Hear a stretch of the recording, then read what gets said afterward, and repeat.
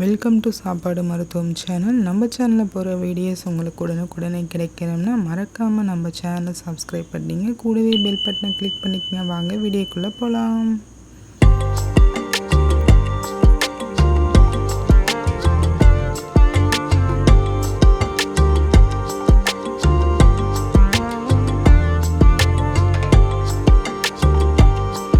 இன்றைக்கி பார்த்திங்கன்னா நம்ம என்ன செய்ய போகிறோம்னா, இன்றைக்கி ஃப்ரைடு சிக்கன் தாங்க செய்ய போகிறோம். நம்ம குழந்தைங்கள்லாம் வந்து ஸ்கூல் லீவில் ரொம்ப என்ஜாய் பண்ணி சாப்பிடுவாங்க. நம்ம வந்து ரொம்ப ஹெல்த்தியாக வீட்டிலே செஞ்சு கொடுக்கலாம். இதுக்கு வந்து பார்த்திங்கன்னா நம்ம வந்து ஒரு 3 லெக் எடுத்து நல்லா ஃப்ரெஷ்ஷாக கழுவிட்டு நல்லா வந்து ஒரு 3 கீரல் போட்டு வச்சுருக்கேன். அந்த எதுக்கு இதை மாதிரி கட் பண்ணுறோம்னா, நம்ம டீப் ஃப்ரை பண்ணும்போது நம்மளுக்கு சிக்கன் வந்து உள்ளார வந்து நல்லா வந்து வெந்துடும். அதனால தான் அது மாதிரி நம்ம கண்டிப்பாக வந்து ஃப்ரைட் சிக்கன் பண்ணும்போது கட் பண்ணிக்கணும். ஏன்னா மேலே வந்து மாவு கோட்டிங்லாம் கொடுக்குறதுனால உங்களுக்கு உள்ளார வேகணும் இல்லையா, அதனால தான் வந்து இந்த மாதிரி கட் பண்ணிக்கலாம். அடுத்து பார்த்திங்கன்னா 1.5 ஸ்பூன் அளவுக்கு இஞ்சி பூண்டு பேஸ்ட்டு வந்து ஆட் பண்ணிட்டேன். அடுத்து பார்த்திங்கன்னா ஒரு 1/2 ஸ்பூன் அளவுக்கு தனி மிளகாய் தூள் சேர்த்துக்கலாம். காரத்தை அந்த மாதிரி சேர்த்துக்கங்க. இதுக்கு ரொம்ப காரம் ரொம்ப கலர்லாம் கொடுக்கக்கூடாது. ஒரு மாதிரி மைல்டு டேஸ்ட்டாக தான் இருக்கும். அதனால் வந்து ஒரு 1/2 ஸ்பூன் அளவுக்கு தனி மிளகாய் தூள் சேர்த்துக்கிறேன். தனி மிளகாய் தூள் சேர்த்தாச்சு. அடுத்து பார்த்திங்கன்னா ஒரு 1/4 ஸ்பூன் அளவுக்கு மஞ்சத்தூள் சேர்த்துக்கலாம். மஞ்சத்தூள் சேர்த்தாச்சு. அடுத்து ஒரு ஸ்பூன் அளவுக்கு மைதா சேர்த்துக்கலாம்.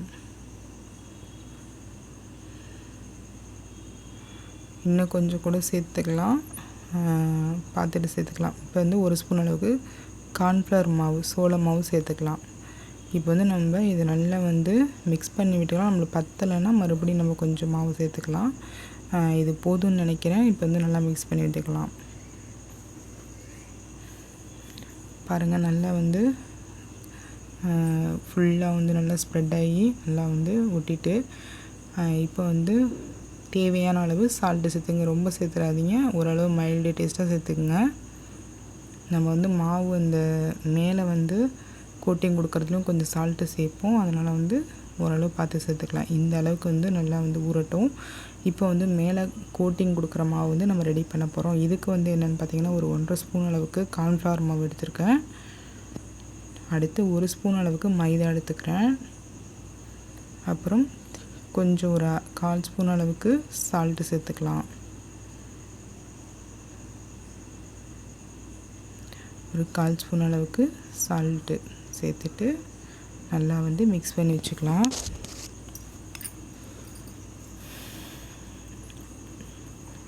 இது மாதிரி நல்லா மிக்ஸ் பண்ணிவிட்டு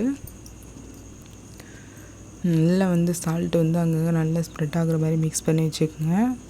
இது தாங்க நம்ம கோட்டிங் கொடுக்குற மாவு. மேலே வந்து அந்த கோட்டிங் அந்த லேயராக வர்றது இது மூலமாக தான். அடுத்து பார்த்திங்கன்னா நம்மளுக்கு வந்து இந்த மாவில் வந்து சிக்கனில் வந்து ஒட்டணும் இல்லையா, அதனால் வந்து ஒரு முட்டை சேர்த்துக்கலாம்.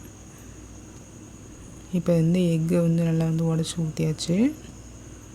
இப்போ நல்லா வந்து மிக்ஸ் பண்ணி விட்டுக்கலாம். நல்லா வந்து அடித்து மிக்ஸ் பண்ணிக்கங்க.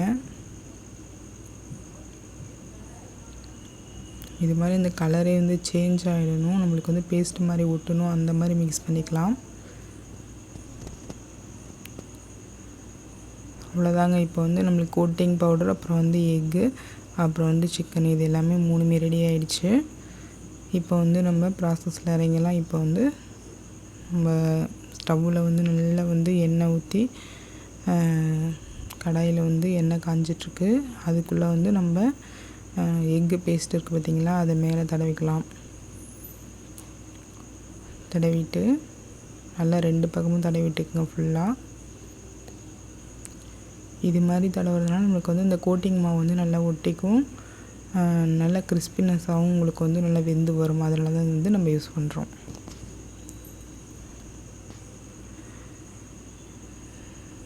அப்படியே ஊற்றிடக்கூடாது. இது மாதிரி வந்து நல்லா வந்து ஒரு ஸ்பூன் வச்சு நல்லா வந்து எங்கே பார்த்தாலும் அப்ளை பண்ணிக்கங்க. பண்ணிவிட்டு நம்ம கோட்டிங் மாவு வச்சுருக்கோம் பாருங்கள், அதில் வந்து ஃபுல்லாக வந்து நம்ம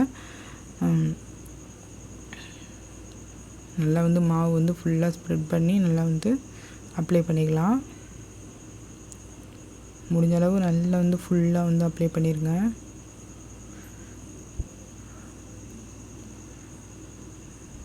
இந்த அளவுக்கு நல்லா அப்ளை பண்ணியாச்சு. ஃபுல்லாக வந்து நம்ம அப்ளை பண்ணும்போது இந்த லேயர் வரும், அந்த அளவுக்கு நம்ம அப்ளை பண்ணிட்டோம். இப்போ கடாயில் எண்ணெய் காஞ்சிருச்சு. இப்போ கடாயில் போட்டாச்சு. போட்ட உடனே உங்களுக்கு பார்த்திங்கன்னா அந்த லேயராக வந்துட்டுருக்கும். இது வந்து ரொம்ப ஈஸியாக நம்ம செஞ்சிடலாங்க.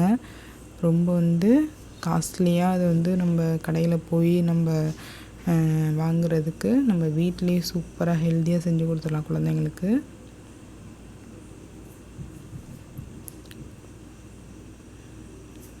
இப்போ வந்து நல்லா வந்து வெந்துட்டுருக்கு.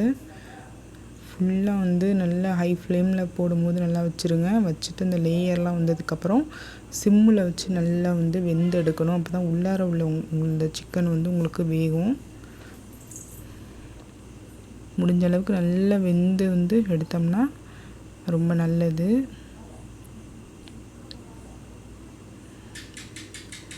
பாருங்கள், அப்படியே சின்ன சின்ன சின்ன லேயர் அப்படியே ஃபார்ம் ஆகிட்டே இருக்கும். இப்போ வந்து நான் ஹை ஃப்ளேமில் வச்சுருக்கேன். உங்களுக்கு ஹை ஃப்ளேமில் வந்து இப்போ வெந்துட்டுருக்கு.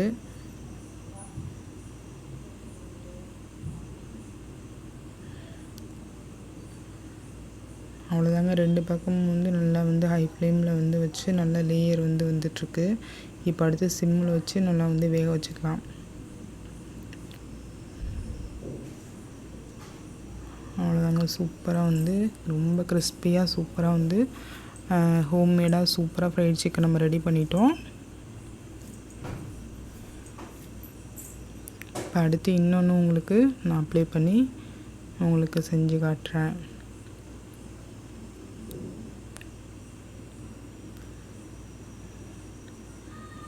இது மாதிரி மாவு வந்து நம்ம எந்த அளவுக்கு ஸ்ப்ரெட் பண்ணுறோமோ அந்த அளவுக்கு நம்மளுக்கு புஃபெல்லாம் வந்து உங்களுக்கு லேயர் வரும். இப்போ வந்து நான் கொஞ்சம் நிறையாவே ஸ்ப்ரெட் பண்ணி உங்களுக்கு போட்டு காட்டுறேன். நல்லா அழுத்தி வந்து உங்களுக்கு மாவு வந்து உள்ளாரெல்லாம் நல்லா வந்து கோட்டிங் கொடுக்கணுங்க.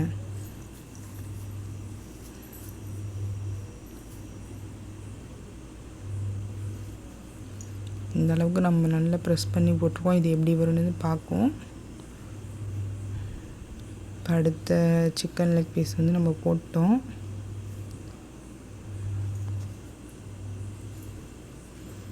பாருங்கள், போட்டோன்னே நல்லா வந்து புஃபெல்லாம் வந்துட்டுருக்கு. இப்போ நிறைய வந்து நம்மளுக்கு வந்து கோட்டிங் கொடுத்தனால நம்மளுக்கு எப்படி வந்து கடையில் அப்படியே இந்த KFC சிக்கன் வந்து உங்களுக்கு ஃப்ரைட் சிக்கன் சூப்பராக வந்து கிடச்சிருக்கு. ரொம்ப சிம்பிளாக ரொம்ப டேஸ்டியாக ரொம்ப ஈஸியாக செஞ்சாச்சுங்க. ரொம்ப வந்து பயப்பட வேணாம் வீணாக போகுன்ட்டு ரொம்ப சூப்பராக இருக்குது. டேஸ்ட்டும் ரொம்ப அல்டிமேட்டாக இருக்குது. நம்ம ஏற்கனவே ஒரு கோட்டிங் வந்து மசாலாலாம் கொடுத்ததுனால உள்ளார உங்களுக்கு டேஸ்ட்டு நல்லாயிருக்கு. நீங்கள் கொஞ்சம் பொறுமையாக வந்து சிம்மில் வச்சு நல்லா வேக வைக்கணும்.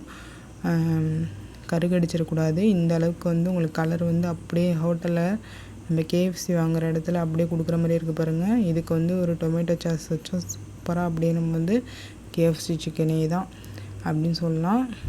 பாருங்கள், ரொம்ப சூப்பராக டேஸ்ட்டாக அல்டிமேட்டாக இருக்குது. ரொம்ப கிறிஸ்பியாகவும் இருக்குது. கண்டிப்பாக ட்ரை பண்ணுங்கள். இந்த வீடியோ உங்களுக்கு பிடிச்சிருந்தா சப்ஸ்கிரைப் பண்ணிக்கோங்க. மறக்காமல் லைக் பண்ணுங்கள், கமெண்ட் பண்ணுங்கள், ஷேர் பண்ணுங்கள். வாழ்க வளமுடன்.